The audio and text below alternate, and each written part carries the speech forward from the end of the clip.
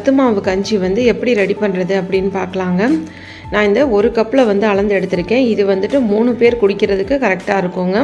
நீங்கள் எந்த கப்பில் சத்து மாவு அளந்துக்கிறீங்களோ அதே கப்லையே ஒரு 3 பங்கு அளவுக்கு தண்ணி சேர்த்துக்கோங்க. 1 கப் சத்து மாவு எடுத்திங்கன்னா 3 கப் அளவுக்கு தண்ணி எடுத்துக்கணும். இப்போ வந்து அடுப்பை வந்து ஆன் பண்ண வேணாங்க. இதில் கட்டி எதுவுமே இல்லாத அளவுக்கு இதை நல்லா கரைச்சி எடுத்துக்கணும். இப்போ வந்துட்டு நம்ம ஸ்டவ் ஆன் பண்ணி மீடியம் ஃப்ளேமில் வச்சுட்டு நல்லா கைவிடாமல் கிளறிட்டே இருக்கணுங்க. இல்லைனா கீழே வந்து பிடிக்க ஆரம்பிச்சிடும். ரொம்ப ஹை ஃப்ளேமில் வச்சுக்க வேணாம், மீடியம்லேயே வச்சுக்கோங்க. ஒரு 5 நிமிஷம் கிளறிக்கிட்டே இருந்தோன்னா மாவு வந்து இந்தளவுக்கு நல்லா திக்காக வந்துடும். இந்த அளவுக்கு கன்சிஸ்டன்சி இருக்குங்க. இப்போ இந்த மாவு வந்து ஓரளவுக்கு பாதி வெந்திருக்கும். இப்போ இதில் நம்ம ஒரு 1.5 கப் அளவுக்கு பால் சேர்த்துக்கலாங்க. நான் பால் வந்து காய்ச்சின பால் தாங்க சேர்க்குறேன். எந்த கப்பில் வந்து நம்ம சத்து மாவு வந்து மெஷர் பண்ணுறோமோ அதே கப்லேயே தாங்க தண்ணி பாலுன்னு எல்லாமே எடுத்துக்கணும். இப்போ இதில் நான் கொஞ்சமாக வந்து உப்பு சேர்த்துக்கிறேங்க. இது வந்துட்டு கொஞ்சம் டேஸ்ட்டை வந்துட்டு நல்லா எடுத்து கொடுக்கும். அதனால் ரொம்ப கொஞ்சமாக உப்பு சேர்த்துருக்கேன். இதையும் சேர்த்து நல்லா கலந்து விட்டுக்கலாம்.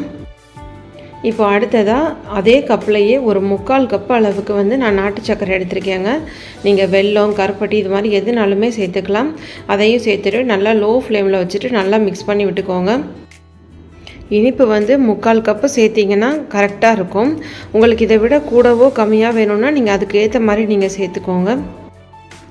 சத்து மாவை இந்த மாதிரி இனிப்பு சேர்த்து மட்டும்தான் சாப்பிடணும்னு இல்லைங்க. நீங்கள் கொஞ்சம் உப்பு அதிகமாக சேர்த்துட்டு பால் சேர்க்காமல் கொஞ்சம் ஆறுனதுக்கப்புறமா மோர் சேர்த்தும் கரைச்சி குடிச்சிக்கலாம்.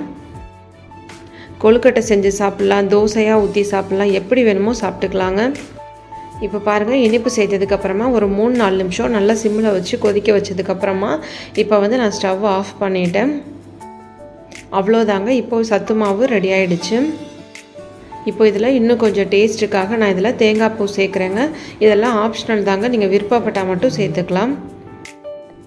காலையில் பார்த்தீங்கன்னா ஸ்கூலுக்கு போகிற பிள்ளைங்க வந்துட்டு சரியாகவே சாப்பிட மாட்டாங்க. அவங்களுக்குலாம் இந்த சத்து மாவு கஞ்சி பார்த்திங்கன்னா ஒரு டம்ளர் கொடுத்தாலே போதுங்க. வேறு எதுவுமே சாப்பிட்லையே அப்படின்னா நம்ம கவலைப்படவே தேவையில்லை. ஏன்னா இதிலேயே அவங்களுக்கு எல்லா சத்துக்களுமே கிடச்சிரும். இதில் சேர்த்துருக்கிற தானியங்கள், சிறுதானியங்கள், அரிசி வகைகள் இது எல்லாமே நம்மளுடைய உடலை வந்து சோர்வடையாமல் எப்போவுமே நல்லா உற்சாகமாக வச்சுருக்கும்.